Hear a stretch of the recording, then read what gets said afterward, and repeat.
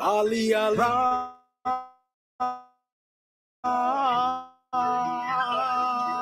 Ali, Ali. Ali, Ali. Yeah.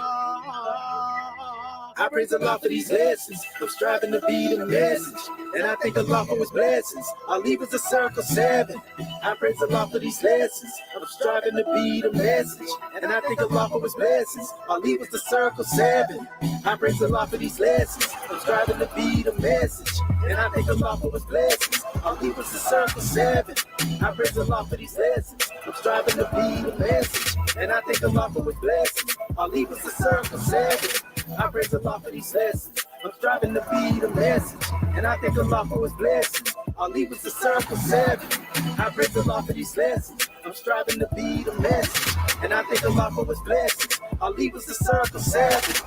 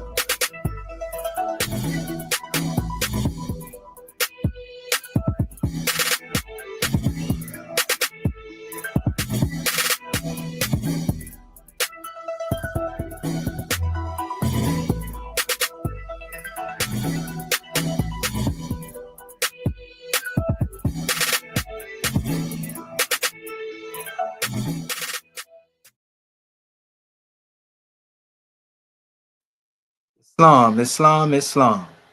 Islamism without the schism. On the rise upon the 7 within the circle of justice, mercy, love, and right. And give all praises to the great God, Allah, Father God, Allah. And honors to his holy prophet, honors to our holy prophet, Noble Drew Ali, Al-Hajj Sharif Abdul Ali, that is. We give honors to our Moorish kin once again, here, there, and everywhere. And therefore honors to all of you who are continuously honoring yourselves by being yourselves. But let us call forth our beloved goddess and queen, Sister Dendra, Ania Curta Bay, Scribes, so that she may open up the way. Islam. Islam, Islam, Islam. I am Divine Minister Dr. Dendra Ania Curta Bay, but first let me rise and give praises to our great God Allah. I give honors to our holy prophet, Noble Drew Ali. I give honors to Ad1. I give honors to all my government officials, and I give honors to you, National Sister Grand Sheep, for this hosting this class this morning. And now, let us come forth with our ancient comedian Adept Moorish American prayer. And as we come forth, we ask that you open up your hearts and your minds as we open up the way. Islam, Islam, Islam.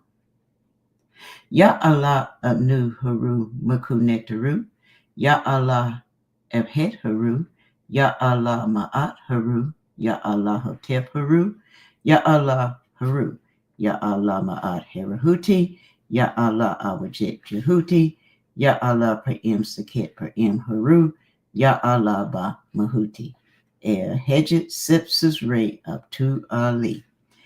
Amen.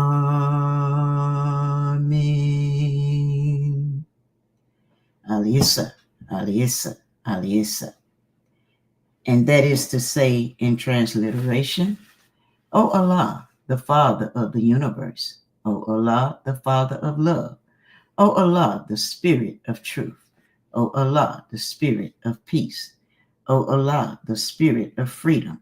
O Allah, the Spirit of justice. O Allah, you are my protector. O Allah, you are my guide. O Allah, you are my salvation by night and by day. O Allah, through your holy prophet. O Allah, Drew Ali. Amen. Holy Issa, Holy Issa, Holy Issa. And now let us come forth before you with our divine constitution of Moorish America, salvation, our God, and unity. At 1, The Grand Sheik and the chairman of Moorish America are empowered to make law and enforce laws with the assistance of the Prophet and the Grand Body of Moorish America. The assistant Grand Sheik is to assist the Grand Sheik in all affairs if he lives according to love, truth, peace, freedom, and justice. And it is known before the citizens of Moorish America. Act 2. All meetings are to be open and closed promptly according to the Circle 7 and love, truth, peace, freedom, and justice. Friday is our holy day of rest because on a Friday the first man was formed in flesh, and on a Friday the first man departed out of flesh and ascended unto his Father God Allah. For that cause, Friday is the holy day for all Muslims all over the world. Act 3. Love, truth, peace, freedom, and justice must be proclaimed and practiced by all citizens of Moorish America. No citizen is to put in danger or accuse falsely his brother or sister on any occasion at all that may harm his brother or sister, because Allah is love. Act 4. All citizens must preserve these holy and divine laws, and all citizens must obey the laws of the government, because by being a Moorish American, you are a part and a parcel of the government and must live the life accordingly. Act 5. No organization of Moorish America is to cause any confusion or to overthrow the laws and constitution of the said government, but to obey hereby. Act 6. With us, all citizens must proclaim their nationality, and we are teaching our people their nationality and their divine creed, that they may know that they are a part and a parcel of this said government, and know that they are not Negroes, colored folk, black people, or Ethiopians, because these names were given to slaves by slaveholders in 1779 and lasted until 1865 during the time of slavery. But this is a new era of time now, and all men now must proclaim their free nationality, their free national name to be recognized by the government in which they live and the nations of the earth. This is the reason why Allah, the great God of the universe, ordained noble Drew Ali the prophet to redeem his people from their sinful ways. The Moorish Americans are the descendant of the ancient Moabites, whom inhabited the northwestern and southwestern shores of Africa. At 7, our citizens must promptly attend their meetings and become a part and a parcel of all uplifting acts of Moorish America. Moorish Americans must pay their dues and keep in line with all necessities of Moorish America, and then you are entitled to the name of faithful. Husbands, you must support your wife and children. Wife, you must obey your husband and take care of your children and look after the duties of your household. Sons and daughters must obey father and mother and must be industrious and become a part of the uplifting of fallen humanity. All Moorish Americans must keep their hearts and minds pure with love and their bodies clean with water. This divine covenant is from your holy prophet, Noble Drew Ali, through the guidance of his Father God, Allah. And now that this meeting has been properly opened according to Act 2, the Circle 7, and love, truth, peace, freedom, and justice, we will now call on our National Grand Secretary of State to read our chapter of the week. Islam. Islam, much gratitude. Gratitude. Gratitude. Dr. Hatshepsut Chikama Bang, National Grand Secretary of State, first of all, want to rise, giving all praises to our Father God Allah, giving honor to our Prophet, Noble Drew Ali, the last prophet in these days and times. We want to give a special honor to our E.A.R.S class, to Act 1, to all of our scribes online, our family online, and also to our host instructor, our National Assistant Grand Sheik, Dr. Shadow Amenti El Mohed Shepsuel. Chapter 19, The Ministry of John the Harbinger. John the Harbinger returns to Hebron, lives as a hermit in the wilds, visits Jerusalem, and speaks to the people. It came to pass when John, the son of Zacharias and Elizabeth, had finished all his studies in the Egyptian schools, he returned to Hebron, where he abode for certain days. And then he sought the wilderness and made his home in David's cave, where many years before he was instructed by the Egyptian sages. Some people called him the hermit of Engedi, and others said, he is the wild man of the hills. He clothed himself with skins of the beasts. His food was carobs, honey, nuts, and fruits. When John was 30 years of age, he went into Jerusalem, and in the marketplace he sat in silence 7 days. The common people and the priests, the scribes, and the Pharisees came out in multitudes to see the silent hermit of the hills, but none were bold enough to ask him who he was. But when his silent fast was done, he stood forth in the midst of all and said, Behold, the king has come.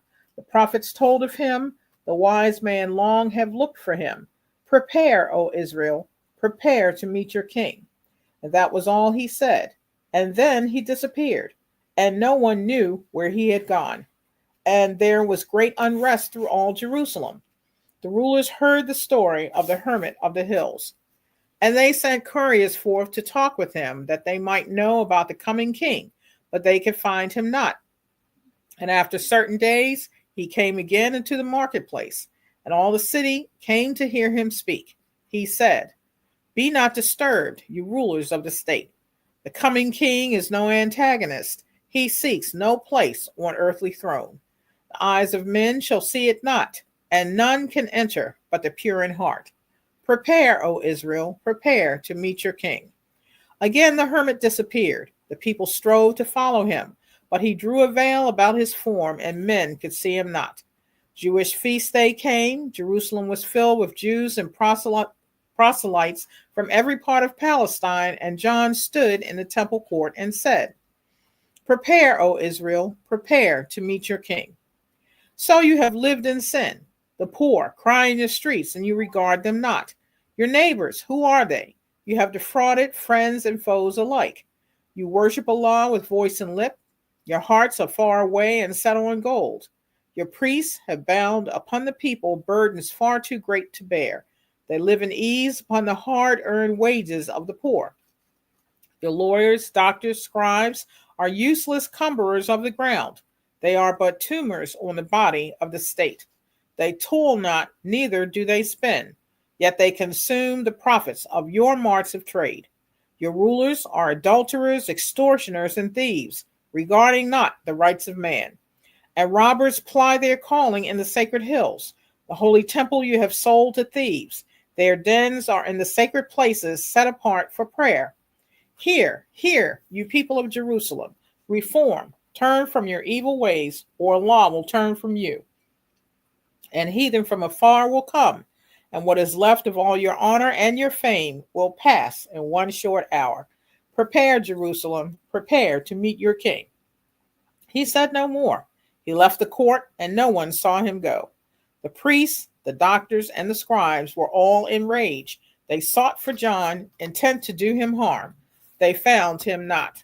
Also want to give honor to our National Assistant Grand Secretary of State, Dr. Dendra Ania Kurtabay, for opening our meeting according to law. And at this time, we want to turn the meeting back into the hands of our host instructor, our National Assistant Grand Sheikh, Moorish America, Dr. Shadwa Menti Al-Mohajjed Shepsuel. Islam?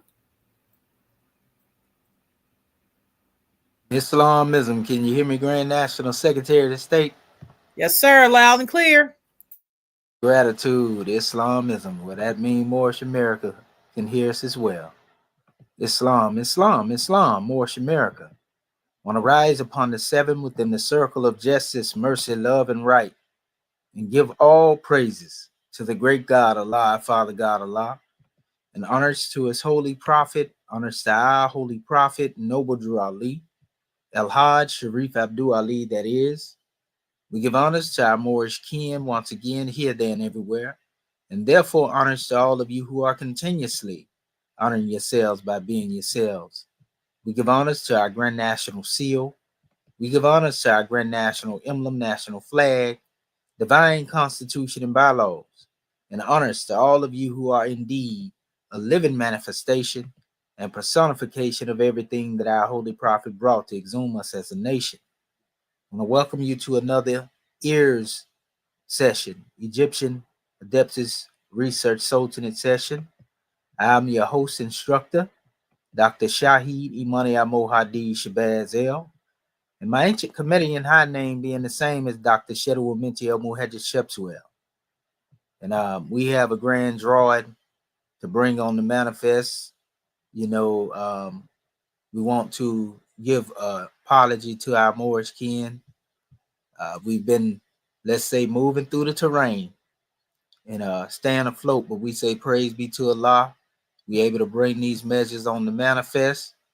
And at this time, we're going to call forth our scribes so that they can bring forth their assignment, and our Moorish kin can tune in to this special drawing.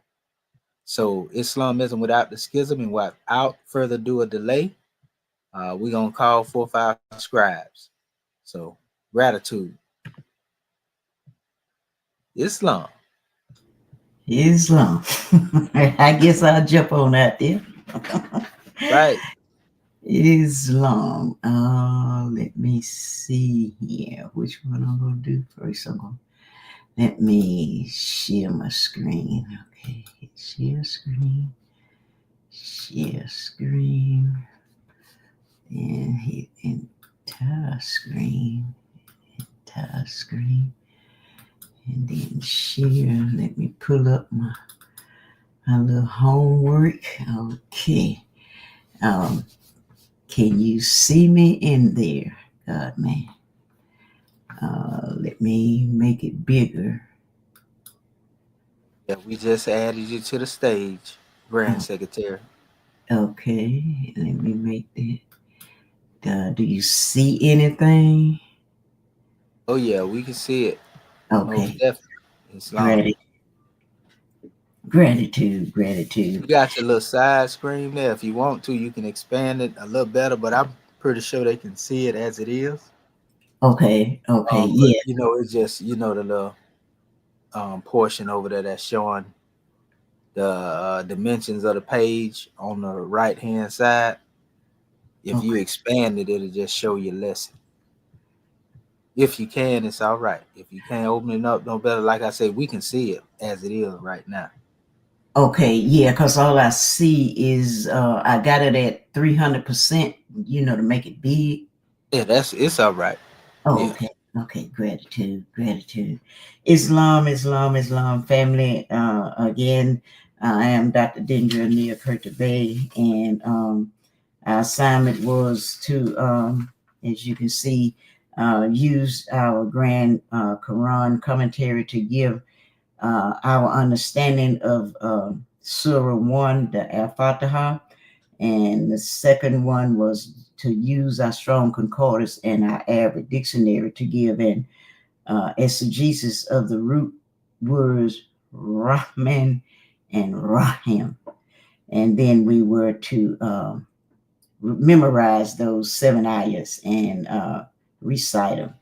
And for the first assignment for me, what I did was I read the commentary of the ayahs 1 through 7, and in reading that exegesis, what I got from that, and I didn't try to write anything down because for me, just reading and getting a clearer understanding of what the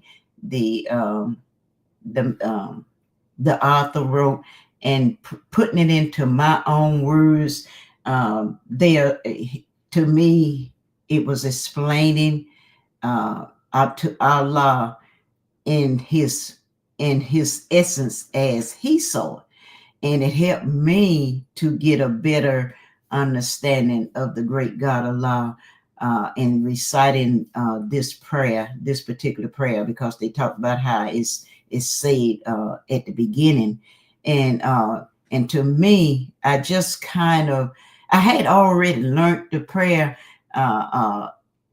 in the words, and they all are similar, but the different ones had the interpretation a little bit different.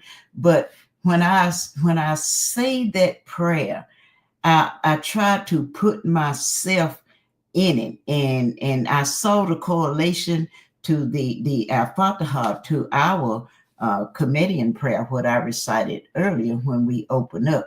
I can see the connection there. But when you're reading and understanding these 7 ayahs, you learning the name of the great God Allah. And for me, I had been just meditating and talking to the great God Allah and our holy prophet, and I had been sharing with him how I wanted to go deeper into him. And then lo and behold, the God man give us this assignment to learn that prayer, and I'm learning his names.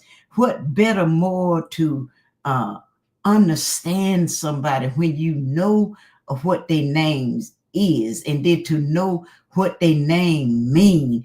And it took me back, and when you are naming your children, especially now in this days and time, and even when I had my children back in the day, even though I didn't have the teaching, I knew the importance of a name. And when I named my children, I was trying to get a name. I just didn't want just any name.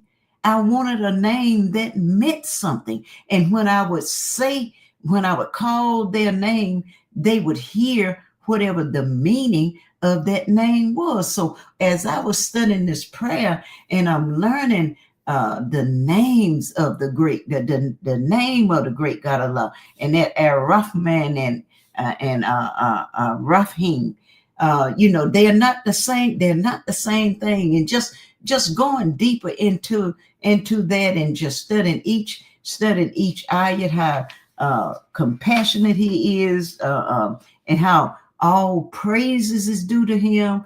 I thought about how the birds, they praise the great God Allah, and how he is Lord over all the worlds. And when I think about worlds, it's not just the world that we live in. And the God man was teaching in our Moorish perspective class, the worlds that can be the inside of you is worlds. And I'm thinking about, oh my goodness, the great God Allah, he's over the worlds on the inside of me. Oh, they are not words for me to put. It's a challenge to put into words what I'm trying to get over to you, what it meant to me to study these ayahs and to go within and to know that the great God Allah is the Lord of all the worlds.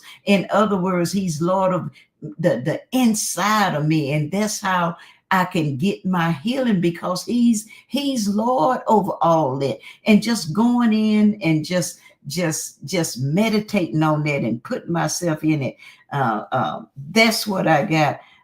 That's what I got out of that prayer.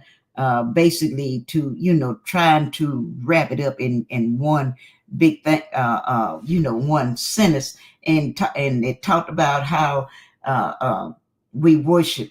It is him. He is the one that we worship, and he is the one that we seek help. And I made it personal for me. I say, you are the one that I worship, and you are the only one that I beseech for help. See, I made it personal for me when I was studying those ayahs and the guidance. It talk about guide me and guide me in the right path. And these are some of the things, and I guess the reason it kind of went so deep with me, because we used to say something similar when I was in the church. And it just gives me so much joy. I'll just be bubbling over with joy, because it's almost like the great God Allah is showing me how, when I was in the Piscine area, how, because he was with me at that time. And so, but he's taking me deeper, and I'm getting a deeper understanding of him, and going back to his name,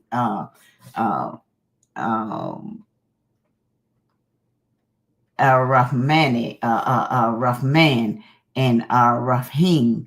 The first one, Ar-Rahman, meaning he just gives me mercy, and all his blessings and I don't even have to ask for him.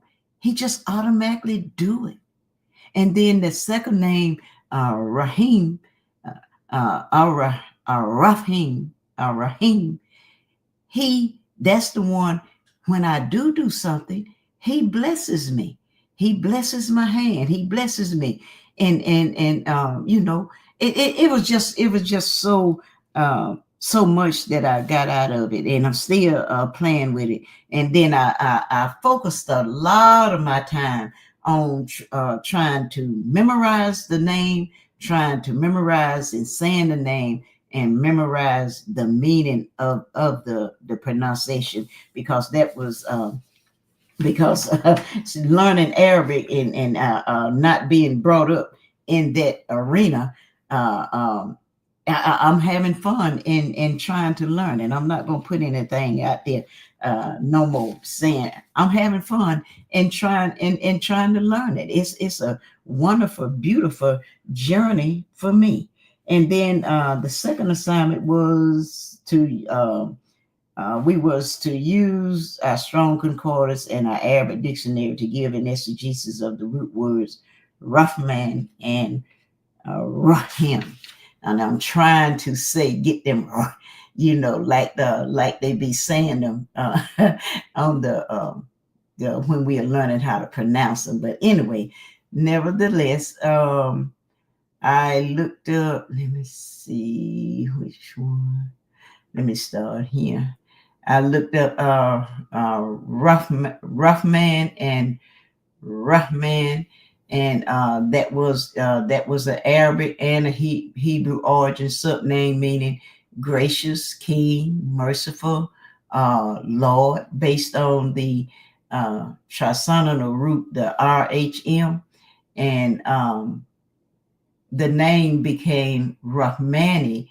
And that's what I heard when I be hovering over the little definition, trying to learn the word individually. I heard that they pronounce it like that too. The name became Rahmani, and that means descendant of the gracious one. And it was also used as a subname by some people belonging to the Islam religion in India and Pakistan. And the Rahman name doesn't represent any religion, but it is common. It is a common name in Islam. Rahman, the most gracious, is one of the names of the great God Allah. And as we can see, the gender, they talking about the origin of the word, and this is how it is written. And talking about the pronunciation is Rahman, and the gender was male. And the language was Arabic, and it said the origin of it. The meaning of it was gracious, merciful, king, and Lord. And the region of the origin, it was around Arabian Peninsula, and it talked about why Rahman had no connotation around giving and providing without being asked. Rahim has a connotation around continuing to give when asked, showing mercy and forgiveness. And that's what I was trying to talk about earlier, how one mean he just gives. That's who he is. He just gives. And then the other one, he be showing you mercy, and he gives when you ask, when you do something, then he reciprocate to you in mercy and forgiveness and in grace. Let me see the next one. Let me see the Arabic word Rahim, and that one means compassionate or kind, and it came from the triconsonant root, the RHM, which is also the root of many Hebrew words. And it talked about how the RHM say this root is the basic for many Arabic words in Arabic and Hebrew that indicate mercy and caring. And then it talked about how Raham, the Hebrew verb Raham, means to love deeply, to have. That's part of the root. Rahaman, the Hebrew noun Rahaman, means compassion, tender, mercy. And Raham, the Hebrew adjective Raham, means compassion. And also Rahim is also a male given name.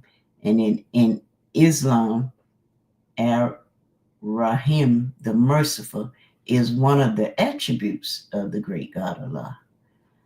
And also I found about Rahim, it also is Arabic word meaning merciful, from the root that RHM, that's the root of it. And Rahim, the merciful, is one of the attributes of God according to Islam.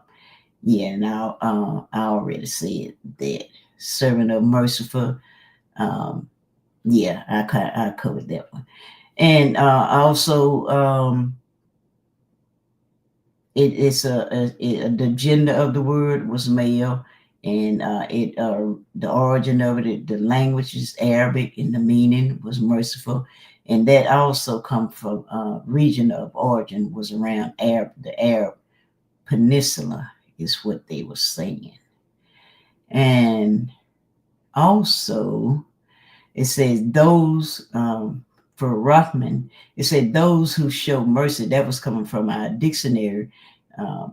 Rahman meant most gracious, who gives, there again, and I loved it, who gives without asking. He's a God who gives without asking. And then it talked about how this word was used in the Holy Quran about 57 times. And Rahim, ever merciful, who causes good results to follow of good deeds in prayer. And it talked about how this word is used about 115 times in the Holy Quran. Mahama, compassion, Islam. And then we were to the last assignment was number 3. I'm gonna go back down because we were to memorize these words. And so what I'm gonna do is I'm gonna say them, and then I will come back and well, I guess I could read the meaning of the name in English too.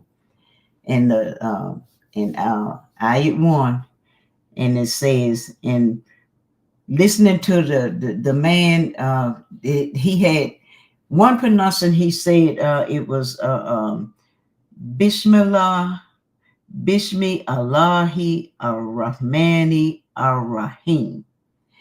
And that means in the name of Allah, the entirely merciful, the especially merciful. And then on the second one, when I hovered over the name, trying to practice the meaning of it, one of them said, the computer said El Hindu. And as we were studying together, me and the goddess, I understood that it could be Alhamdulillah.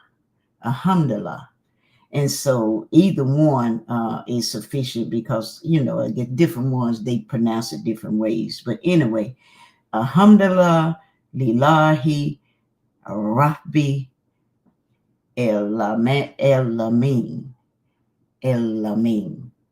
I'm still learning, y'all. But I got it. I'm getting better with it. And number 3.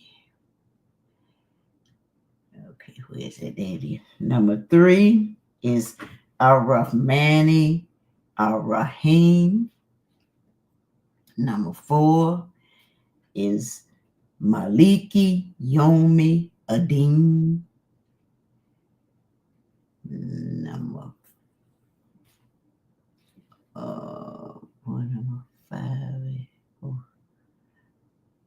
I don't see number. There you go. Number 5 is Iyaka Nabuda wa Iyaka Nestarim.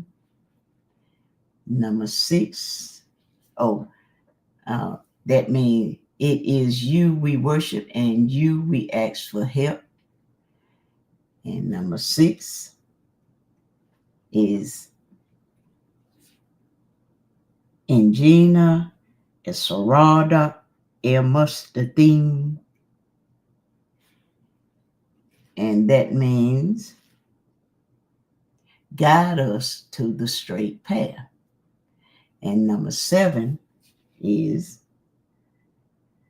Sarada Elabina Anamta Aralehim Aridi Elmahodobi Aralehim Wala Adolim.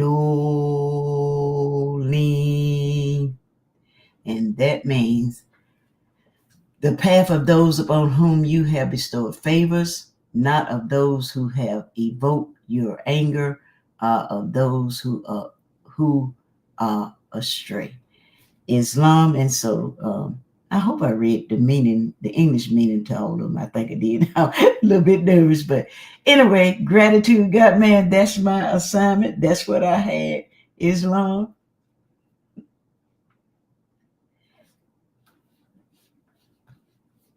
In Islamism, sister, gratitude for that measure. Praise be to Allah. And we give honors to all the work that you put in. You did a grand job. And just keep practicing on the recitation. And the tajweed, which is what we call the proper pronunciation, will come in time. So that's not anything to be worried about. You did a grand job. And I be trying to get my tongue right, trying to roll them. I want to try to roll them off my tongue, but I'd like you say, I'm getting there. Oh yeah. The more you go into it, the more it's gonna become natural, and you're gonna have your own style. Yes. Islam. Yes, Islam. I'm gonna stop sharing Islam. The gratitude, peace and love. Gratitude, peace and love. All right now. Well, all right. Next scribe. Islam.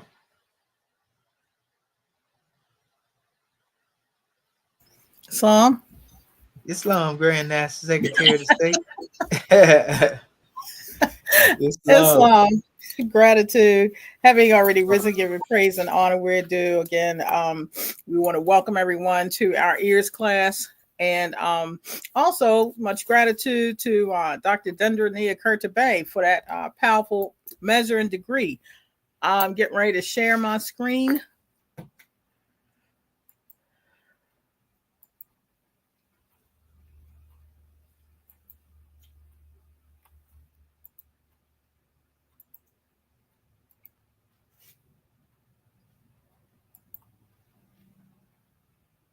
Well, let me know if you can see it.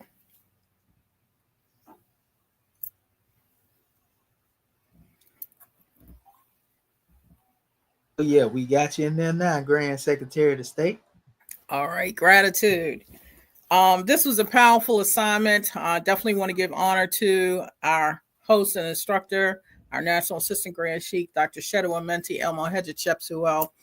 Our assignment was to use your Grand Quran commentary to give your understanding of Surah 1, Al-Fatiha, to use your Strong's Concordance and Arabic Dictionary to give an exegesis of the root words Rahman and Rahim, and to use your Great Quran of Muhammad to memorize ayats 1 through 7 of Surah Al-Fatiha.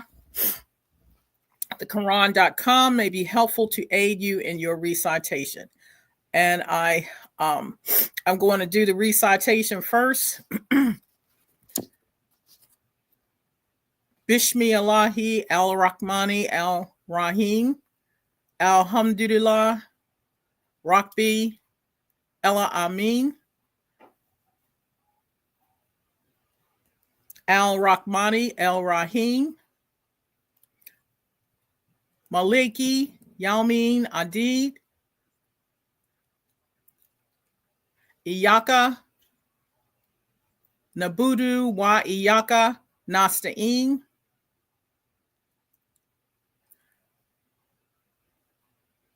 Aldina, al-Saratal, al-Mustaqim, Sarata al-Lazina, an Amta, Alahim, Oradi, al-Magdubi, Alahim, Wala, al-Dur, Lean. Islam. So the first demonstration, use your Grand Quran commentary to give your understanding of Surah 1, which is Al-Fatiha. And this was taken from the Grand Quran. In the name of Allah, most gracious, most merciful. Praise be to Allah, the cherisher and sustainer of the worlds, most gracious, most merciful, master of the day of judgment. Thee do we worship and thine aid we seek. Show us the straight way, the way of those on whom thou hast bestowed thy grace, those whose portion is not wrath and who go not astray. And this was definitely powerful. I did bring forth a couple of the commentaries from Yusuf Ali in reference to the opening chapter, which is what the Al-Fatiha is. This is first surah in the Holy Quran. By universal consent, it is rightly placed at the beginning of the Quran as summing up. It deals with man's relation to Allah in contemplation and prayer. And in our spiritual contemplation, the first words should be those of praise. If praise is coming from our inmost being, it brings us closer to Allah. Then our eyes see all good, peace, and harmony. That was really powerful for me because we had that brought forth in a couple of our classes that the more that you immerse yourself in the Creator and dealing with being coming from a mode of gratitude, then the higher your elevation is going to be. So you're not focusing on those things which one would term as coming from a petty level, such as aspects of the lower self dealing with evil. What is that one doing over there? Rebellion, conflict. You see that they are not of a benefit. So you don't spend your time in those negative thoughts. They do not exist for us, for our eyes are lifted up above them in praise. So in essence, you're moving on a higher vibration. Then we see Allah's attributes better. And this leads us to the attitude of worship and acknowledgement, and it's going through it ayat by ayat. And finally comes prayer for guidance and a contemplation or meditation, if you will, of what guidance means. Now, my understanding of Surah 1, Al-Fatiha, one should contemplate and meditate on this prayer for divine guidance and protection which Allah gives. The more one immerses the self into the study of the Al-Fatiha, the more unfolding of divinity one receives. Second assignment, use your Strong's Concordance and Arabic dictionary to give an exegesis of the root words Rahman and Rahim. And in Strong's Concordance on the Hebrew side, I found several in reference to Rahman and Rahim. I basically plugged in the word compassionate or mercy, and it pulled up Rakam, R-A-C-H-A-M, Rakam, R-A-C-H-U-M, and you see the meanings are similar: compassion, mercies, and down here you also see compassionate, Rakem, mercy, and it's showing you the root there.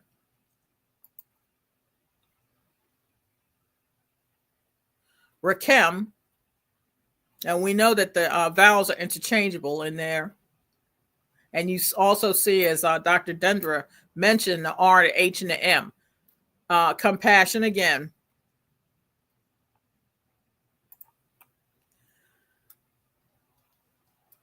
Now you see mercy, compassion, tender love, the womb, a maiden. Of course, that's on a more so physical level.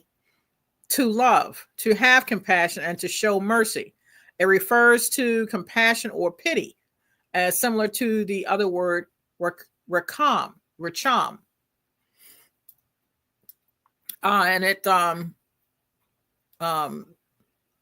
states that it's often akin to the love a parent has for a child. It's used to describe the Creator's compassionate nature and his merciful actions toward humanity. It is frequently associated with God's covenantal love and his willingness to forgive and restore his people.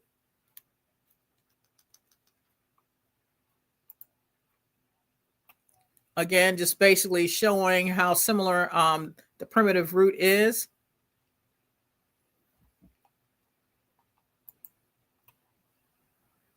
Oh, sorry about that.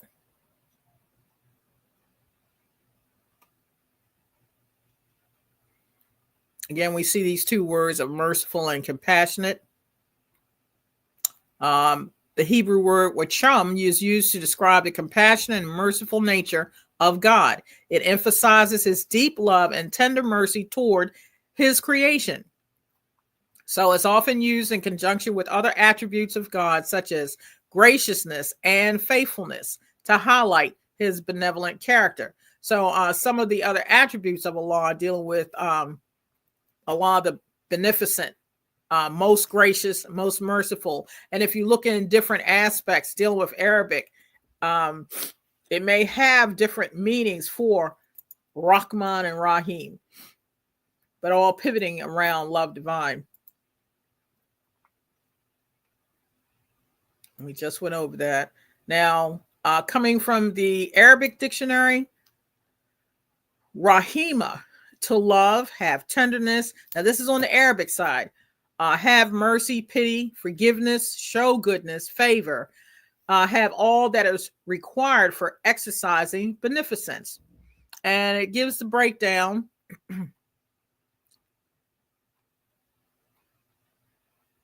Rahman, you see, is the idea of fullness and extensiveness, and indicates the greatest preponderance of the quality of love and mercy, which comprehends the entire universe without regard to our effort and asking even before we are born.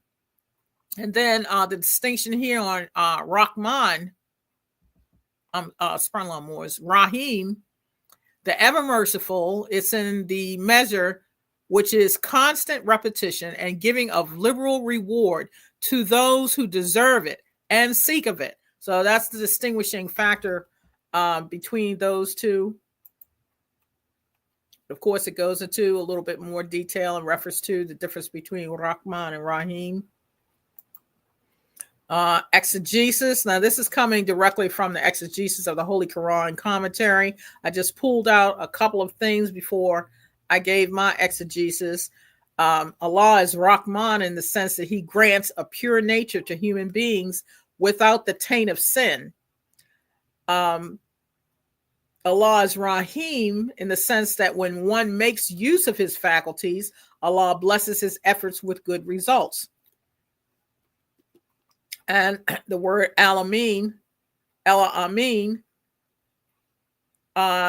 from Alama and means knowledge, sign, distinguishing mark, created object, and realm. And we also see that in the prayer it speaks about the Lord of the worlds. So we're not just dealing with our particular universal order of things, but there are many worlds, seen and unseen. It gives life to earth after death. The dead earth signifies extreme moral and spiritual decay, and divine revelation can bring it back to life. So this is one of the reasons why we continue to study, continue to delve down deep to make sure that we are coming, from our higher self and not those negative or lower thoughts. Now, al-Sirat is a path which is wide enough and can be walked on without difficulty or any danger. Al-Mustaqim is a path without crookedness, undeviated and straight. It also means to stand erect and steadfastness. And see, that also carried on for me what our prophet brought to us in reference to being steadfast or of the faithful. My exegesis on Rahman and Rahim, in doing deeper research into the roots of Rahman and Rahim, and after viewing the Hebrew along with the Arabic definitions, there is much to contemplate. These two words have many levels and degrees. The word surah means degree or step, and every time one delves into the inner meaning of the words of the Creator, one finds a higher essence. The mercy of Allah has many degrees. You will even find different words used to describe the various attributes of the mercies of Allah. As one's consciousness expands into a state of being without boundaries, that means being limitless, one's expansion unfolds into the wisdom of divine guidance and divine protection. And of course, I did number 3. Where the breakdown is in the name of Allah, the entirely merciful, the especially merciful. Now, in another link or location, I'm used to most gracious, most merciful. So again, we see that you have different definitions for those two words. All praises due to Allah, Lord of the worlds, the entirely merciful, the especially merciful, sovereign of the day of recompense. I've seen it in reference to sovereign of the day of judgment or master of the day of judgment. It is you we worship and you we ask for help. And I've also seen that thee do we worship and thine aid we seek. Guide us to the straight path or show us the straight way, depending on what book you're coming from, and the path of those upon whom you have bestowed favor or thy grace, not of those who have evoked your anger or of those who are astray. The other thing that I saw that kind of struck my attention was Rabbah. Seen this word in different forms as well. To be a lord and master, collect, possess, rule, increase, complete, perfume, bring up, preserve, and last. Rab, which is master, chief, determiner, provider, sustainer, perfecter, rewarder, ruler, creator, maintainer, reposer of properties, king of nature. All of this was found in the one word Rab. Reposer of properties, king of nature, developer, former of rules and laws of the growth, regularizer, foster of a thing in such a manner as to make it attain one condition after another until it reaches its goal of completion. So that's my assignment. Much gratitude for your listening ear. Islam.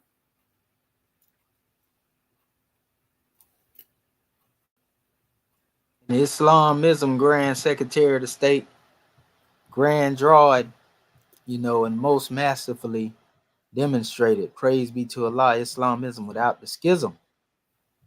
Oh, Gratitude. Yeah. Don't get more plainer than that. Gratitude with a divine attitude.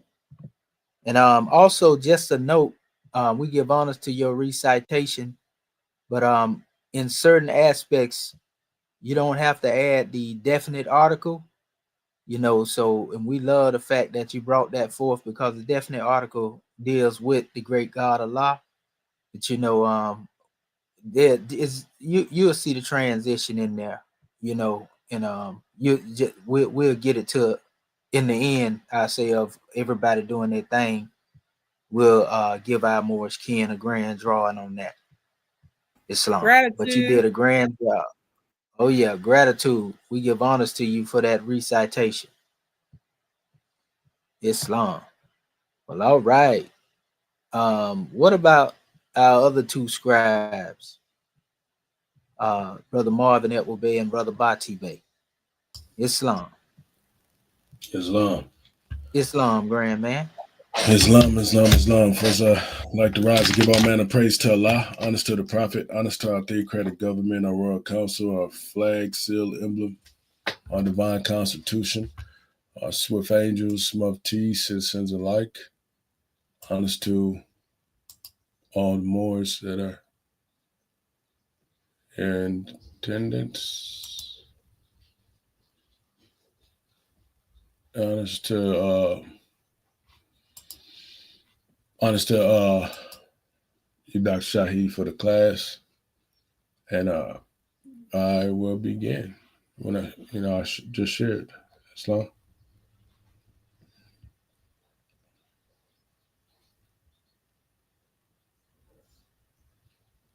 Am I sharing? Yes, sir. We just added you to the stage, brother. Islam. Okay, so our assignment is to use the Grand Quran commentary to give you understanding of the Surah 1 Al-Fatiha. Use the strong coordinates in the Arabic dictionary to give an exegesis of the root words Rahman and Rahim. Use the Great Quran of Muhammad to memorize ayats 1 to 7 of the Surah Al-Fatiha, and the Quran may be helpful, it says, to aid in your recitation. And I'll begin with the recitation. Bismillah ar-Rahman ar-Rahim, alhamdulillahi rabbil alamin, ar-Rahman ar-Rahim, Malik Yamadini, Yakana Budu, wa Yakana Staini, Dina Sarata al Mustaqim, Sarata Aladina Anam Amta Alayhim, Gara Magdubi Alayhim, Waladolin. Ameen. And that is to say, in the name of Allah, most gracious, most merciful.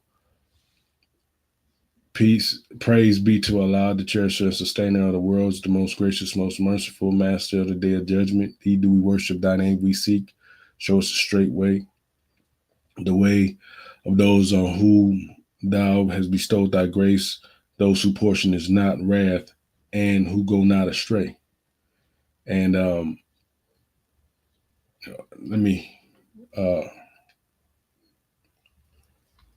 so when the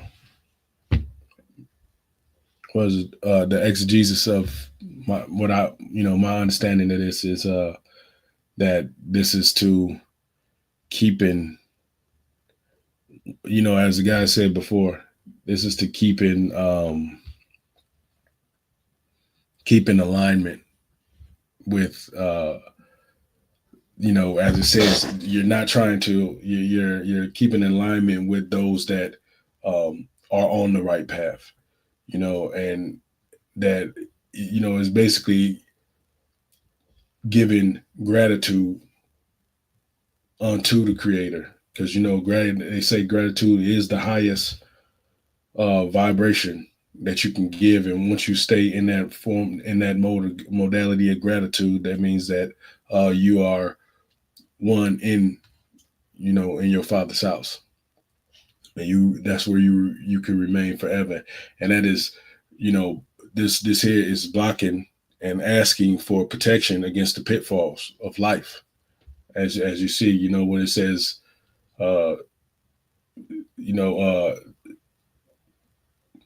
the way of those whom thou hast bestowed thy grace, those portion who is not wrath. So there's ones that through their acts, words, and deeds, either unconsciously or consciously, will receive wrath from your actions, and to ask for grace, and not to receive the portion of wrath that those that go astray, is to always remain humble, that everybody's gonna have pitfalls, but to not to succumb in those pitfalls, and along those pitfalls that everybody has, is to not go astray, and try to, for me, saying not to blame, because a lot of people want to blame God, as we have visited this many a times before. Hold on one second.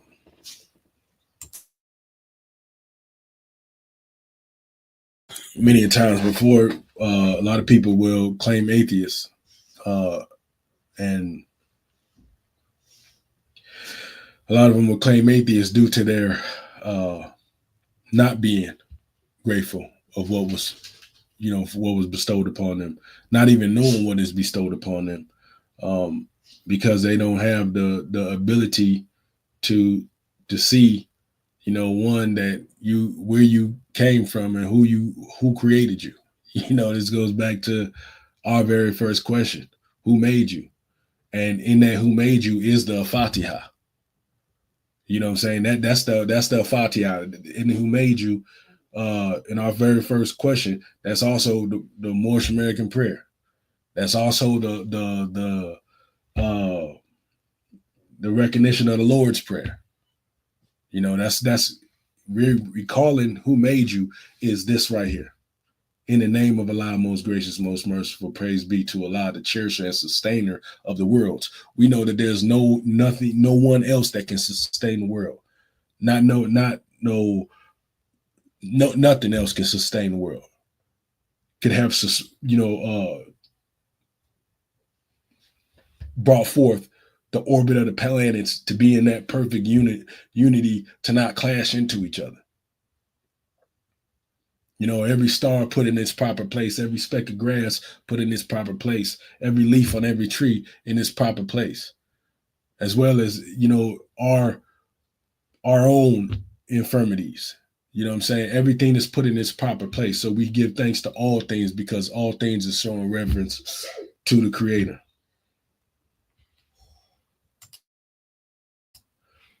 And then when it says thine aid we seek, that's something that's every day. We seek Allah every day. And that's our principles. That's, to me, saying the principles: love, truth, peace, freedom, and justice. Thine aid we seek. One of the 5 highest principles known to man: love, truth, peace, freedom, and justice.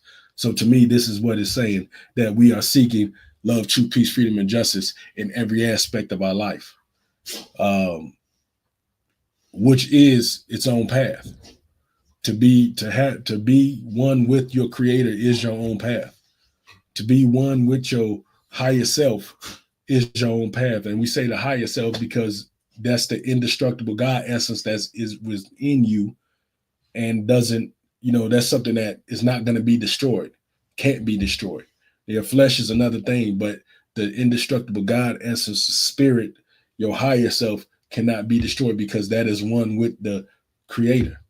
So we're talking about, while we're in the flesh, that we do not defile on any form or fashion, our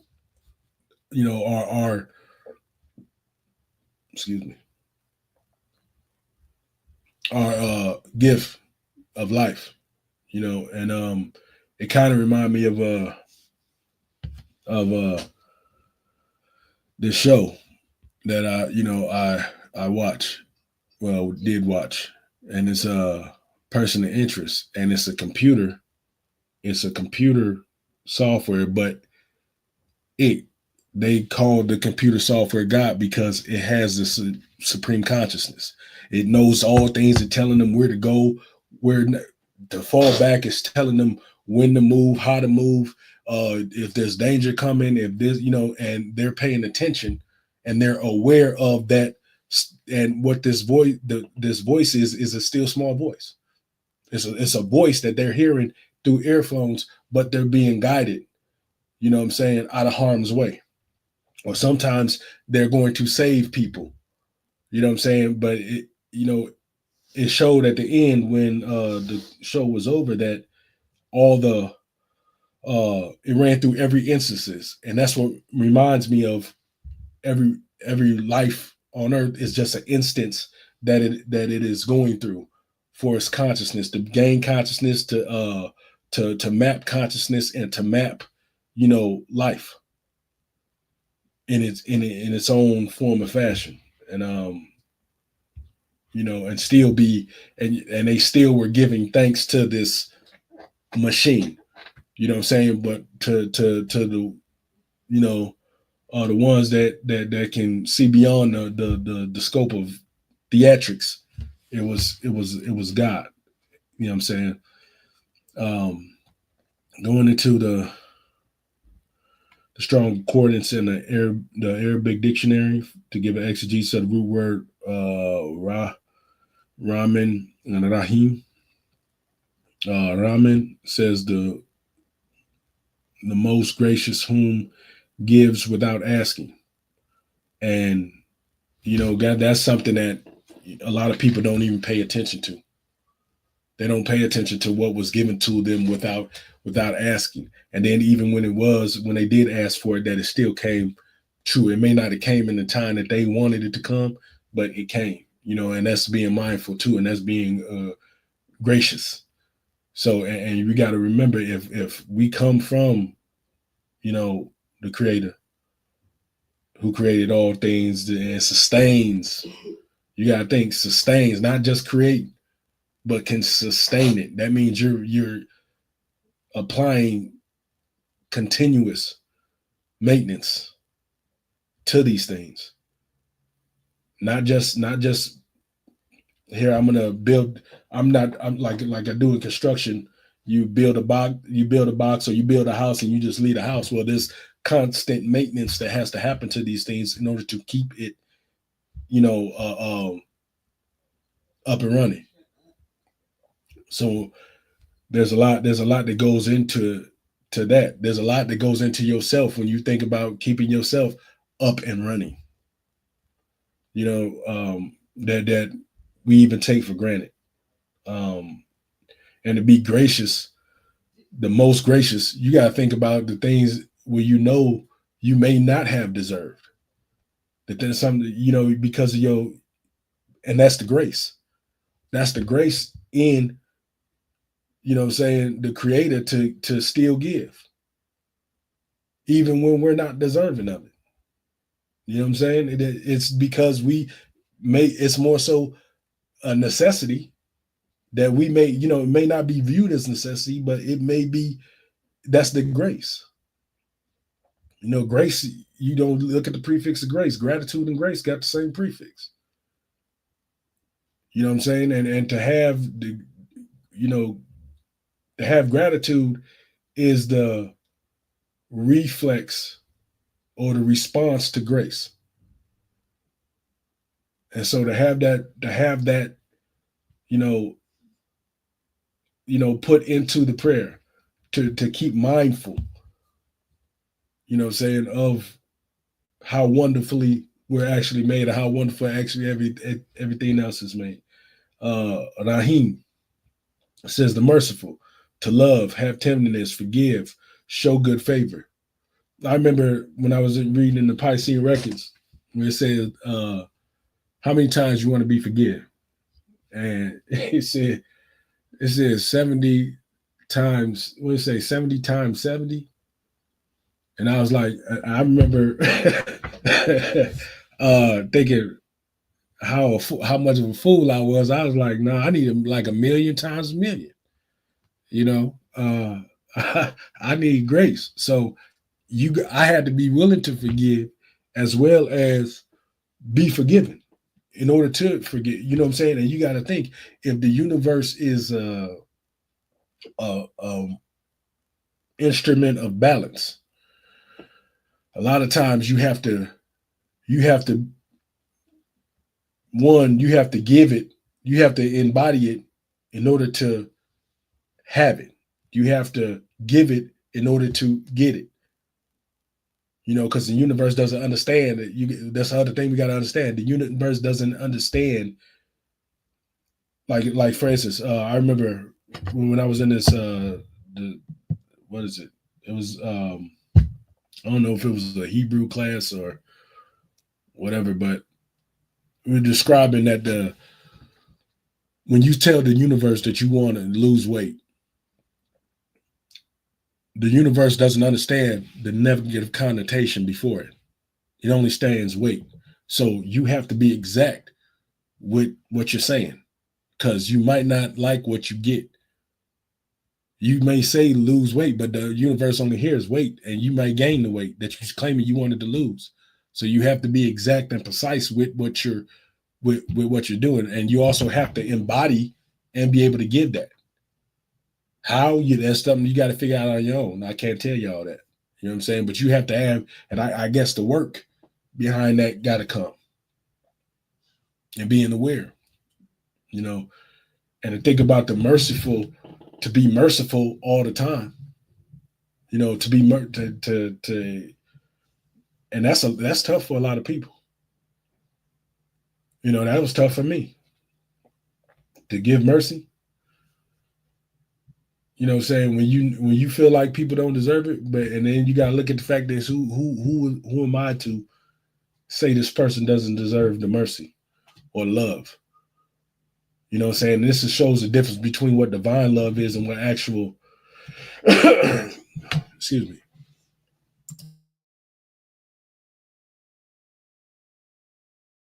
This shows the difference between what unconditional love is and what or divine love is, and what people attribute their understanding of what love is.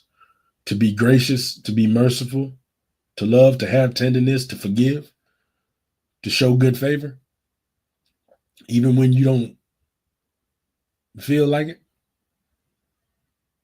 You know what I'm saying? That's a big difference. To be able to do that even then. There's a lot of times people don't want to do things, but they do it.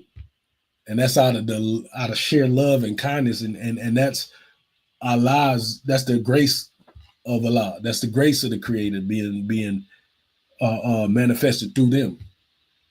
You know what I'm saying? That's a grace. You know what I'm saying? And I think that a lot of times, when we look at, our just not the efforts that we do for other people, but even our own efforts when we show up for ourselves. You know what I'm saying? Showing up for yourself is a grace in it, unto itself. Not remembering where you came from, remembering who you are, remembering what you're here for. That's a whole merciful, you know what I'm saying, a love, a forgiveness, and to show good favor. So there's a lot to when I'm reading this, there's a lot goes into it. The excuse me. It says Strong Hebrew 7349. Rakum. Compassionate. To be compassionate. That's another thing. That's an attribute of the Creator. It's to be compassionate. Think about being a cherisher, a sustainer, an author, a governor, compassionate, most merciful. You know what I'm saying? Most beneficial. Think about those attributes. And then think about us in human form. You know what I'm saying? And how destructive and tumultuous we can be, and really don't even have to be. If the Creator can do to be the most merciful, cherisher, sustainer, author, governor of the world, and do this without even losing any energy, and that spirit is in you, then there's too much emotion wrapped up in what we got going on down here. You see what I'm saying? So there's, this says a lot. This says a lot to me about the grace that we should be giving to others as well as to ourselves.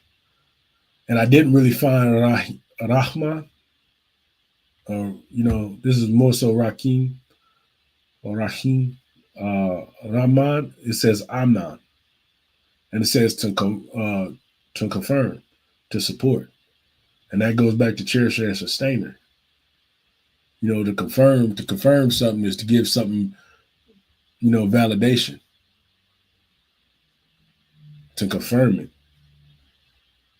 And a lot of things that we think confirms us are but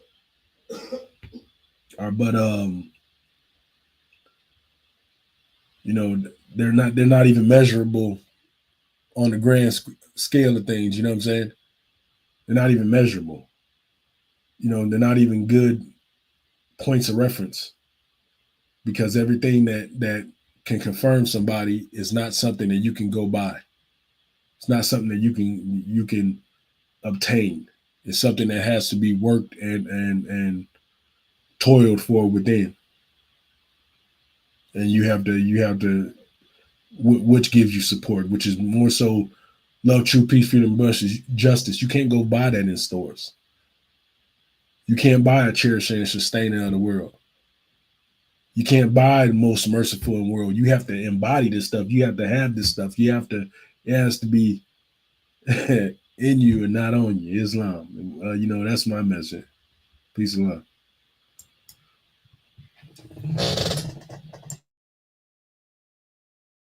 Gratitude for the measure, brother. Gratitude for the measure. Yes, sir. Islamism without the schism, peace and love. We give honors to you for that drawing. Well, all right. Our brother Marvin Edwards Bay is on the manifest. What have you to bring forth, grand man?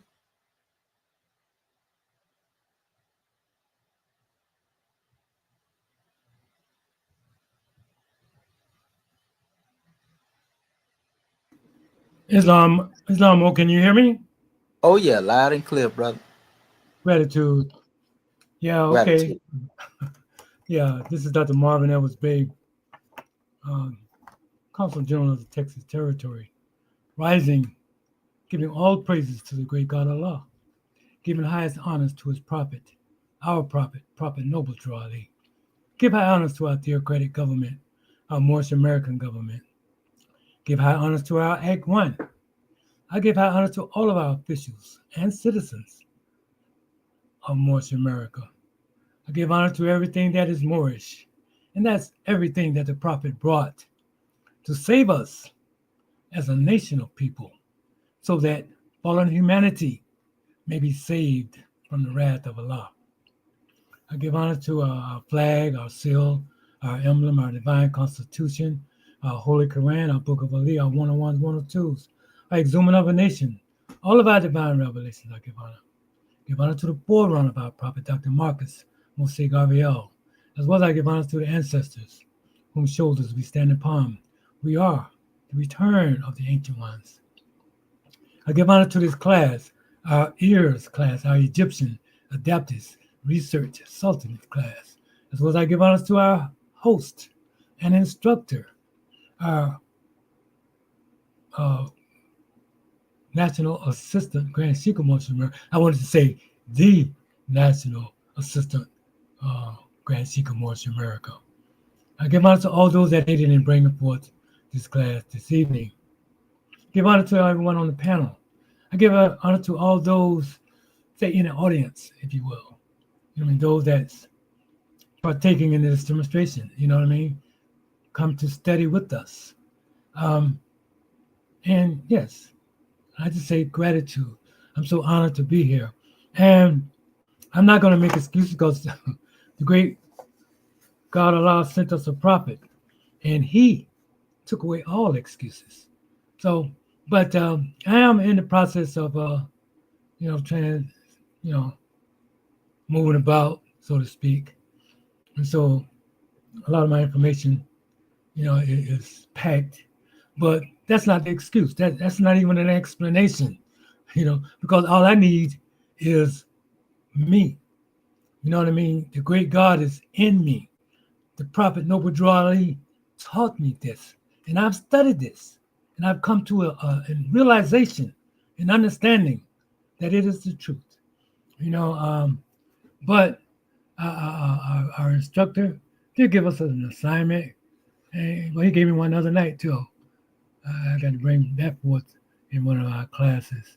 But when I go back to our assignment, use your Grand Quran commentary to give you your understanding, of Surah 1 Al-Fatiha. 2. Use your Strong's Concordance and Arabic dictionary to give an exegesis of the root words Rahman, Rahim. 3. Use your great Quran of Muhammad to memorize ayats 1 through 7 of Surah Al-Fatiha. And you gave a reference source, Quran.com, to aid, that may be helpful to aid in your recitation. And that'll be my demonstration. So I'll come to you from from where I'm at. And with that, I'm going to come forth with, well, I'll just focus on the first part of that assignment. Use your Grand Quran commentary to give you an understanding of Surah. Okay, well, I have my Grand Quran, right? And I'm looking at the Al-Fatiha. And in the beginning, it basically just brings forth the English translation to the Al-Fatiha. But what I like to do, because I've learned this Al-Fatiha, that's one of the first things that I learned when I first came into Al-Islam, back in the 70s. And by some unforeseen power, I still remember it. I can recall when, in the course of the study, as I rotated with the fruits of Islam, the FOI, and we had lessons concerning the Al-Fatiha. We were taught. That's when we began to, after Brother Elijah Muhammad, peace and blessings be upon him, had transcended, and Moorish Muhammad had taken over, so to speak. And he came on to bring us out of that state that we were in at that time, because as it has been reported that first demonstration was simply a wake up.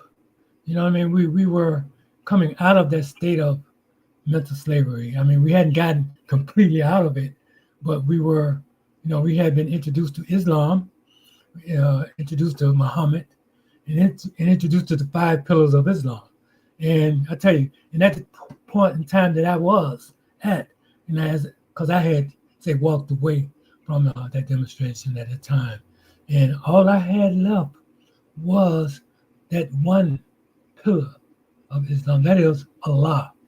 I used to think to myself, okay, if all of that was true, then Allah would still be with me, and that was powerful, because He was, and as I sometimes recited the Al-Fatiha,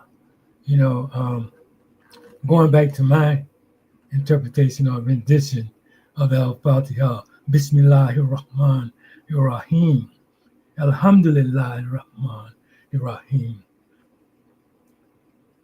Malik Yawmiddin, Iyyaka na'budu wa iyyaka nasta'in, Ihdinas siratal mustaqim, siratal ladzina an'amta alaihim, ghayril maghdubi alaihim waladdallin. Ameen. And as we studied in our when we first studied in our E.A.R.S class, and we were actually going into the Arabic language and actually transliterating, the letters, the alphabets, using our knowledge of the alphabets. And maybe I got to a point where that error wasn't there. But I had recognized it. So it was just a revelation within myself. Because everything that in this Fatiha, is significant. And like you're saying, the more we embrace this Grand Quran, the more that we become elevated. And just as the prophet said, before we can even begin to comprehend the significance of the Grand Quran, we have to go into our Quran that he brought. We have to be taught who we are. We have to be brought to the level to understand that we are our ancestors. We are the return of the ancient ones. We have to purify everything that the prophet brought. Had to be comprehended, had to be put into action. We had to make all of his lessons applicable to self in order to even consider understanding the Grand Quran. I mean, you can get some, wisdom out of it. You can get some understanding, but if going through what we had gone through, we had been brought down lower than animals, and not to say that animals is bad. Animals are by themselves are deities within themselves. That's why we don't eat animals. I mean, I don't. I mean, not to put myself on a higher level of anyone else. That's just where I'm at, And but yeah, we have been brought down to a level lower than the animals, and so a lot of work had to be put in, for us to even comprehend what the Grand Quran was all about, and praise Allah for sending us a prophet, because today I can look at the Grand Quran, I can read it, and I can identify, and I can actually say feel in the sense of feeling in this physical body, the magnitude, the elevation of everything that's in there. Talk about Bismillah ar-Rahman ar-Rahim, in the name of Allah. And just as we come to understand that in the name of Allah and his prophet, he sent us a prophet so that we can be taught who we are. He taught us who we are because we didn't know. We call ourselves everything from Negro, colored, black, and all of those other names that the so-called awakened Moors have come up with. Not to say anything wrong with that, because we all Moorish Americans are a comedy of nations. But we're coming up on the understanding under the nationality, of Moorish Americans, of that free national name, Moorish American. So now we know who we are. Now that we have our history, now that we are connected back to the human family, because before that, we had no idea. We thought we was Negro, colored, black, what's the other name that the Moors come up with nowadays? All of that. But we are Moorish Americans, and we are different tribes, but we are still Moorish Americans. So I think this is what we have to grow into the understanding of. And even those that are not in the, understanding that they are not Negroes, colored, and black, the great God is still within them. That's a test for us too, as well. This is what I've come to the understanding of. Because every time I talk to a Moor that don't know he's a Moor, and reflecting on my teachings that the prophet teaches, that we got to love the first law, and as I reach out and I love my people, even in their ignorance, the great God speaks to me through them. And, I end up having to check myself because I'm still striving, praise Allah. And as we go deeper, like that Strong's dictionary, I probably didn't even share my screen, did I? I didn't, but it's all right. Use your Strong's concordance. Well, I have a Strong's Bible dictionary, so I have to go back and get the concordance of that. But I do have an Arabic dictionary, dictionary of the Holy Quran, Arabic English, and as I go into this Arabic dictionary, and I was looking for Rahman and Rahim, and I come to see, I had the page. I may have gone past it in my excitement. It talks about Rahman, or Raha, Okay, and within that, it went into Rahman and Rahim. I just have to pull it up. Go into, like I said, a different explanation of that.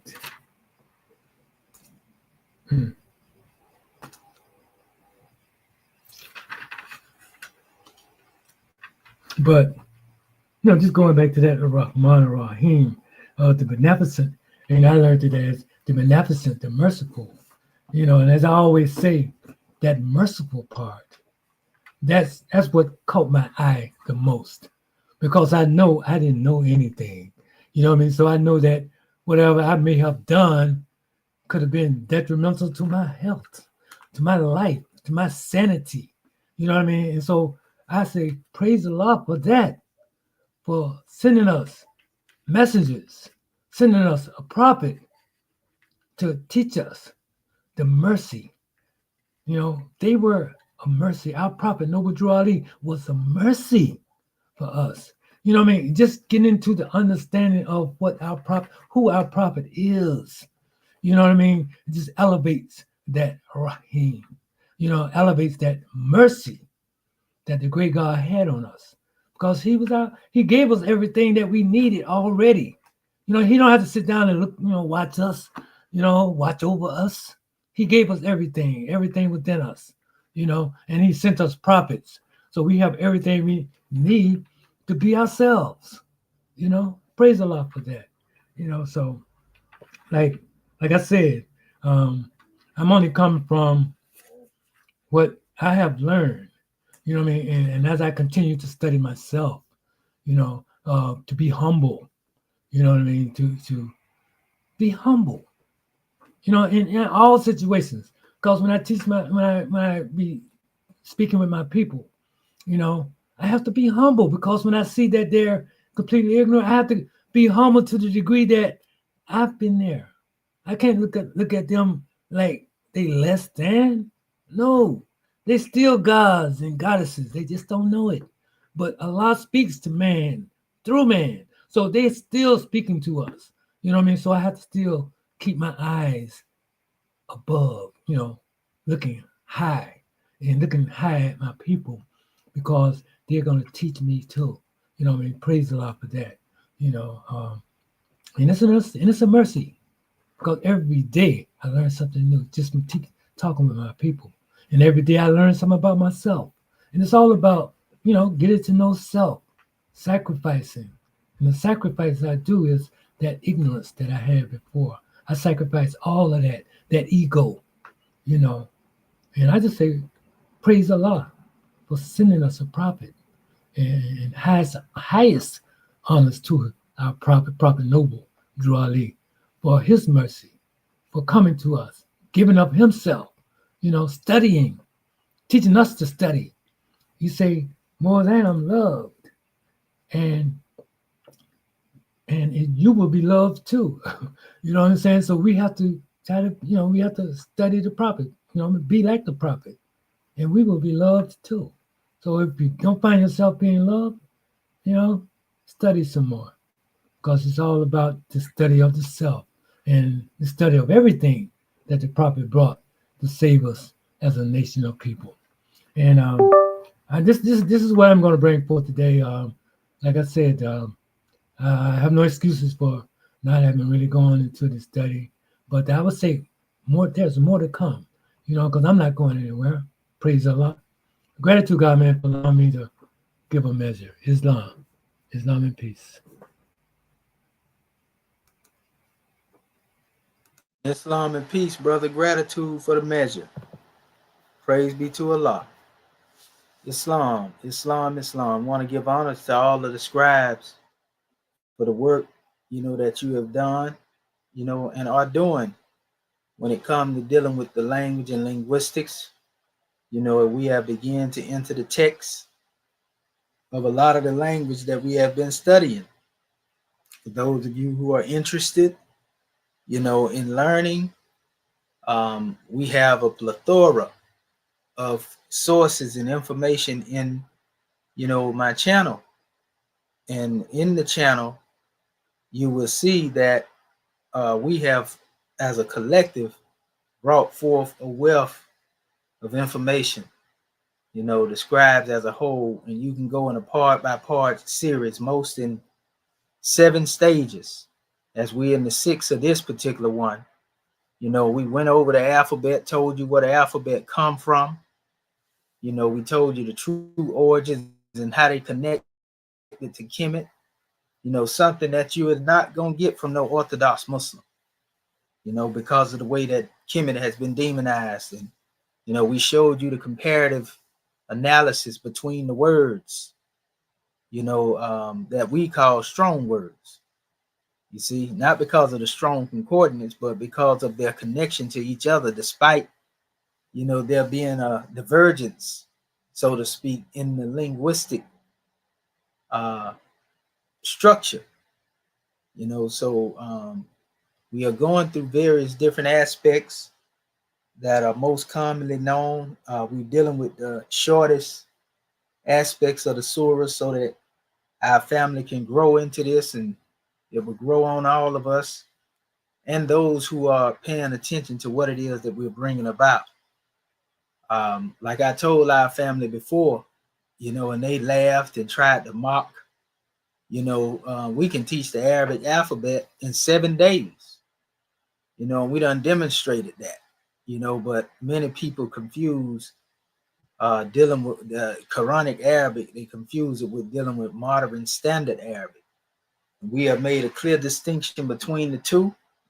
However, there will be those who still choose to go down, a wayward road because they have opposition to those who are called Muslims or Muslims, so to speak. So it don't matter what you say to them, they're going to be what they be in their thought pattern. And that's all good and well, because we're not here to persuade, try to sway you to go nowhere, be nothing. We're just here to teach the people. And the way that we teach, we try to teach in a way that is universal, because that's the way Prophet Noble Drew Ali brought the lessons to us. We don't discriminate, about what you call yourself and what you claim you are. And we don't try to change who you are, because Yahushua, as a committee and adept master, all he did is, went and tried to show the people the points of harmony that would unite everybody. And that's what we demonstrate over here. You don't have to be part of the Moorish American government, though you are and you really don't know it, but you don't have to be proclaiming that you're a part of it in order for us to teach, indiscriminately. You see, when we teach, we're not teaching with an angle, to try to make ourselves superior, and more than somebody else. We're here to teach our people because we're trying to bridge the gaps.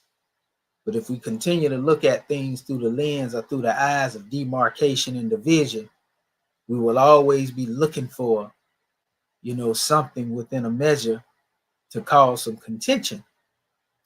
So we just say gratitude with a divine attitude, and honors to those drawings. The Al-Fatiha is our international prayer, as stated in the Book of Fire by our Grand National Chairman.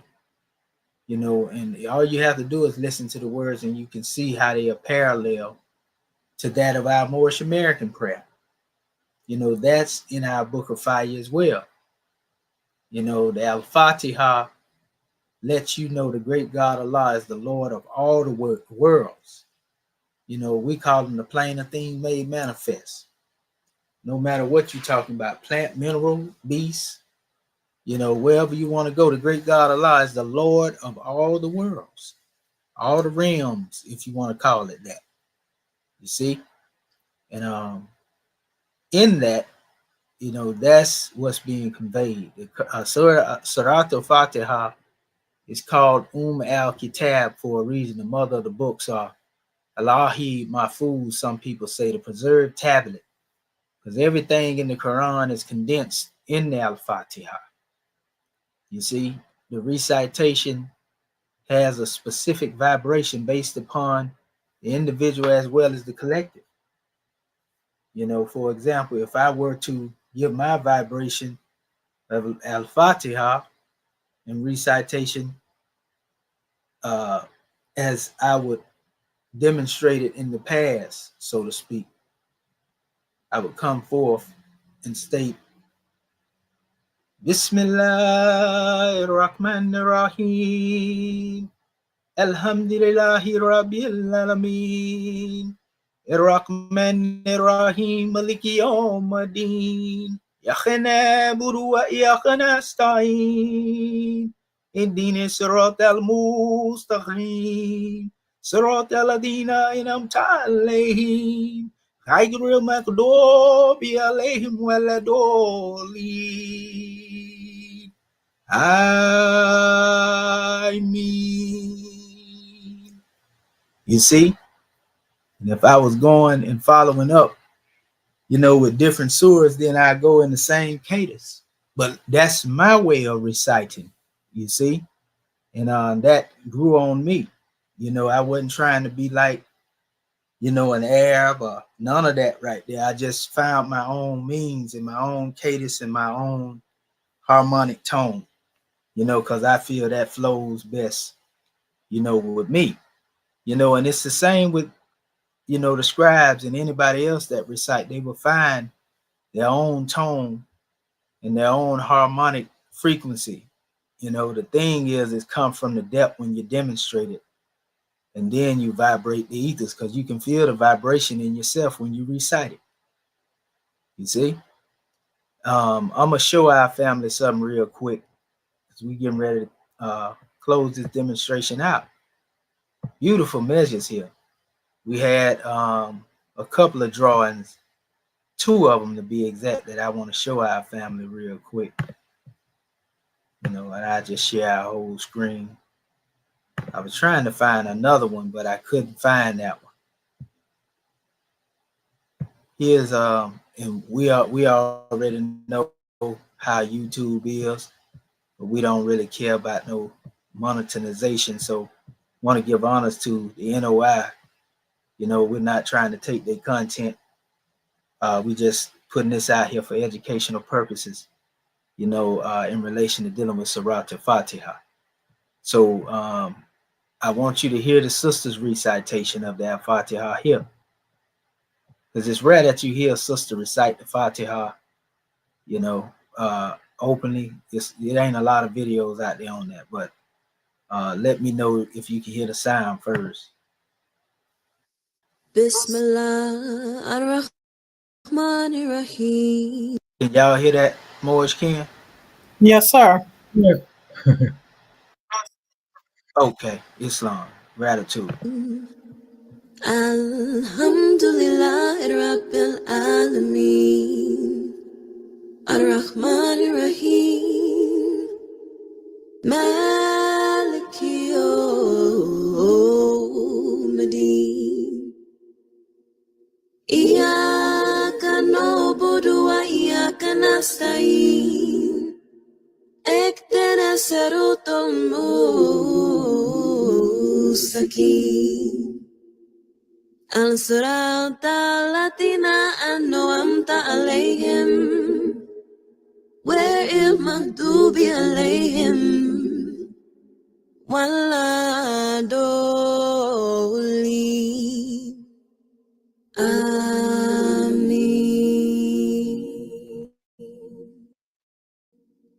So Islam, and so you can see, Moorish Ken, that anytime our people touch something, and it sometimes it upset the Arabs.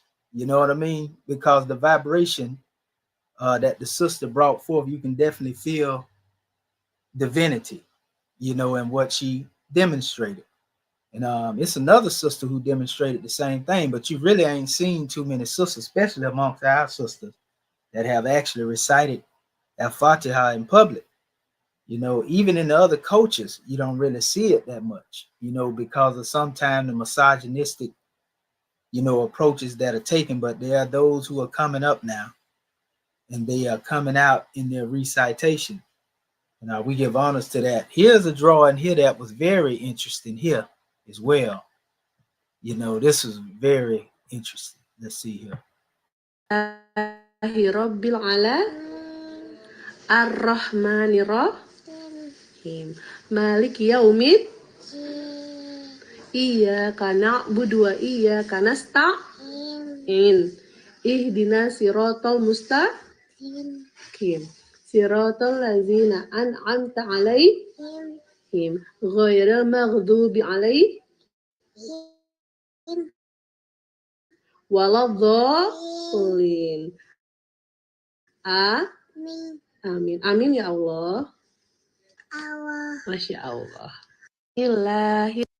Now, that's a baby.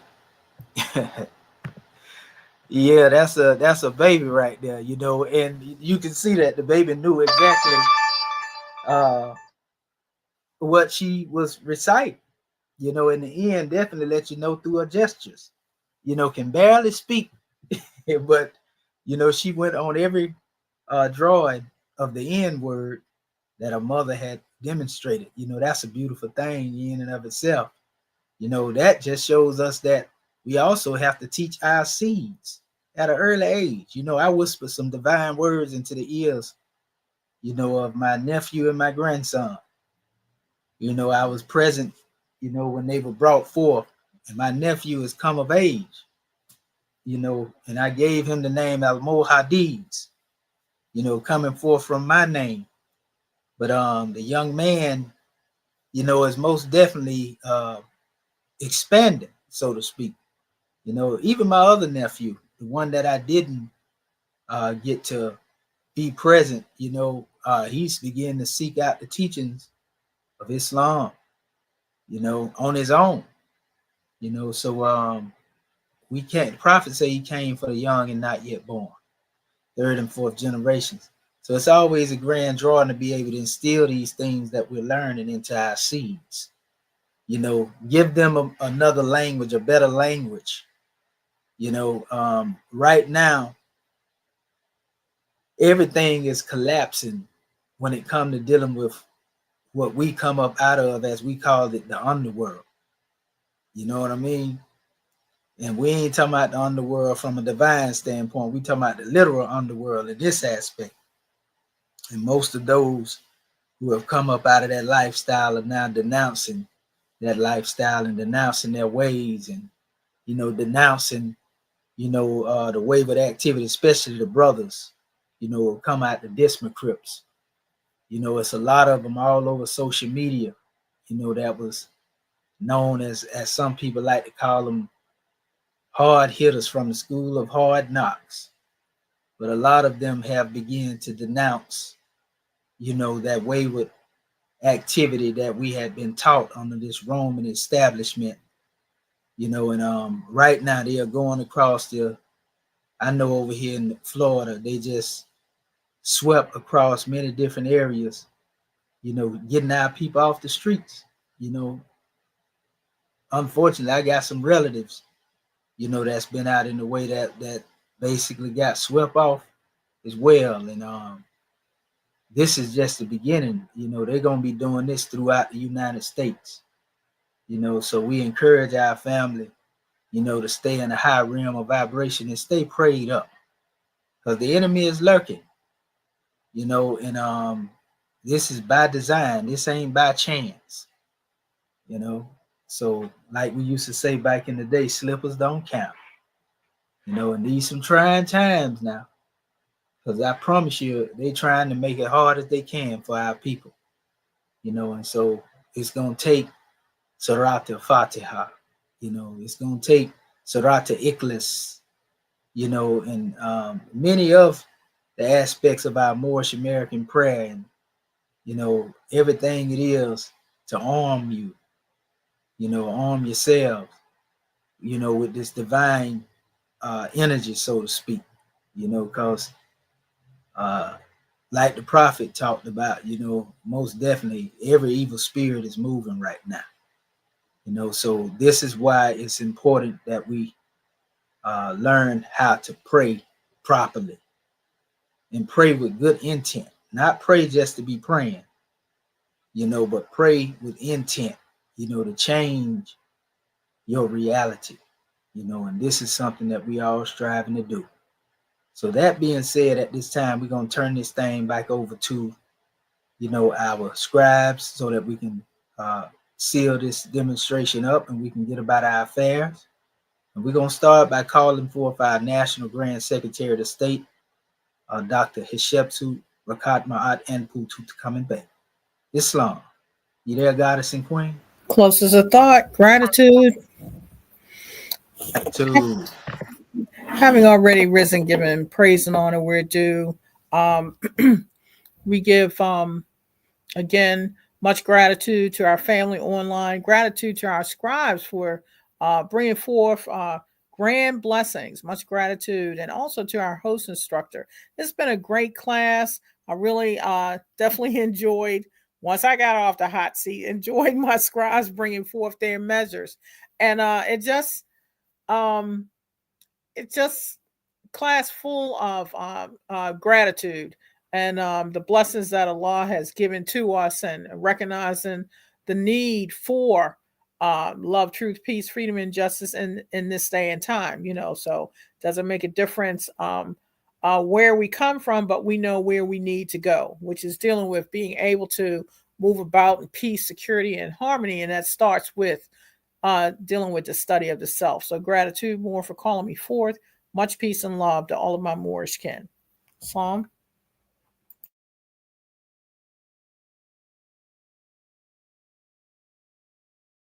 gratitude, Grand National Secretary of the State. We give honors to you for that draw, Scribes. Islamism, we give honors to those beautiful measures that you just expressed. That's right. No matter where you come from, that's right. Where you going? Well, let us call forth our Grand National Chairman, Dr. Akin Acton Pert M. Heru, to come and Bay if he's available. Islam?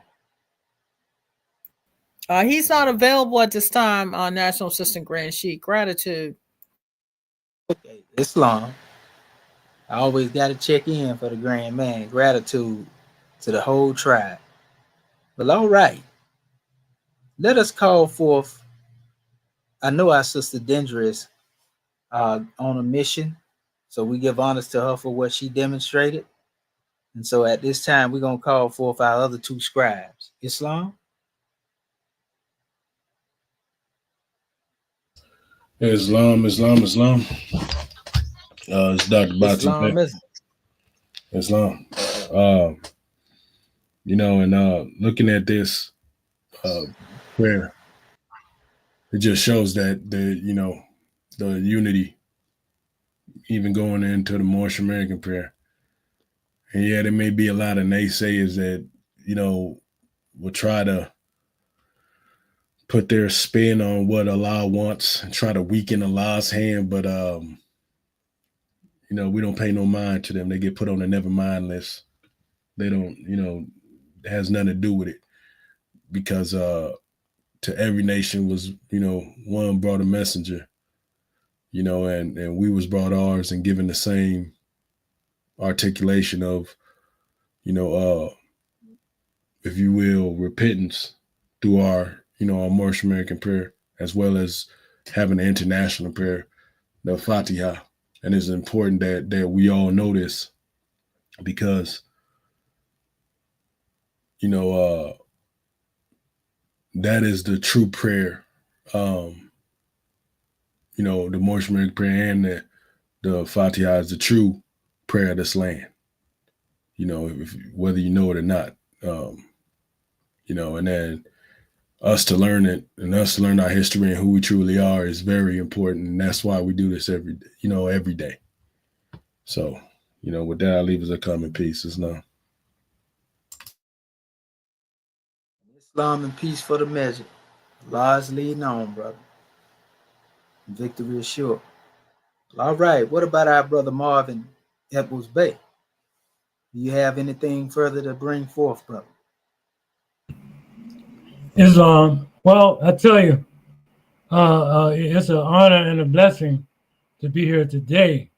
With the frame of mind, the mindset to still want to do good, still want to uplift fallen humanity. And to at this level, You know what I mean? From the E.A.R.S standpoint, it's just a beautiful thing to be a part of this, and to be humble. You know what I mean? And feel the strength. You know what I mean? Being humble don't mean that you're weak, but you know the awesome power of the great God. And so when we come together, you can feel that force. And that's what's so beautiful. And I just say gratitude for allowing me to be a part of this movement. Gratitude, God, man, for allowing me to speak. Islam and peace.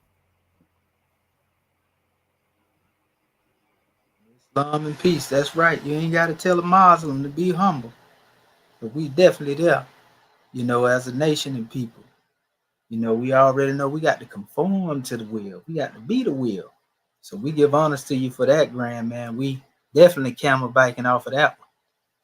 Islam. And may all of our people be able to, receive that same humility to receive this truth that we bring it. So that being said, we can actually call yourself forth, Brother Marvin Epplesby, if you will, to close us out, if you can. Is it possible? If not, we can have our brother Bati Bey close us out. It's not more. It's possible. I was just trying to. Okay. Well, take your time. Well, why don't we let Dr. Bati Bey go for it? Islam, Brother Bati Bey, you want to close us out, brother? Islam.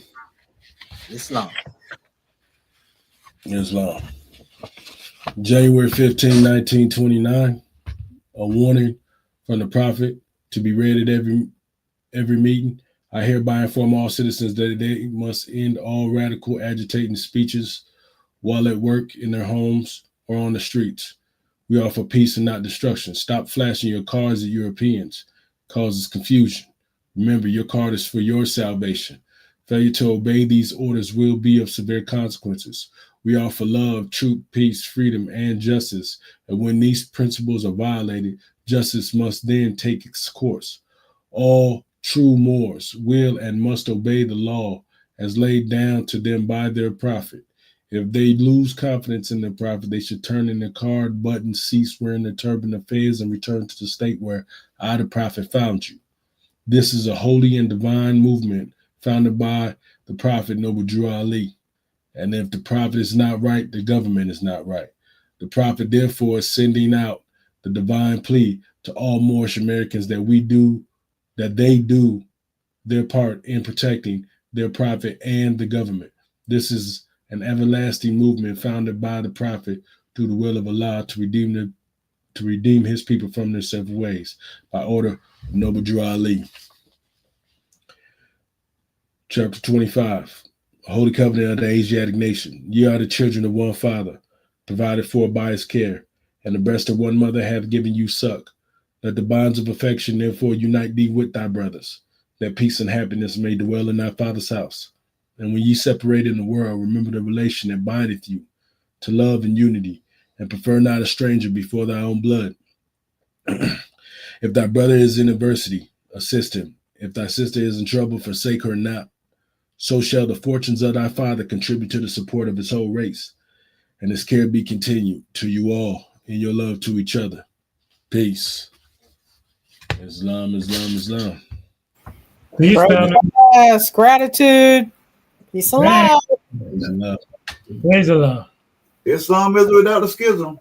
Islamism without the schism. That's right. Gratitude. We love you, Moors, and we Love will y'all definitely see too. you in Sunday school. Yes, sir. Peace and love. Peace and love. Peace and love. Peace and love.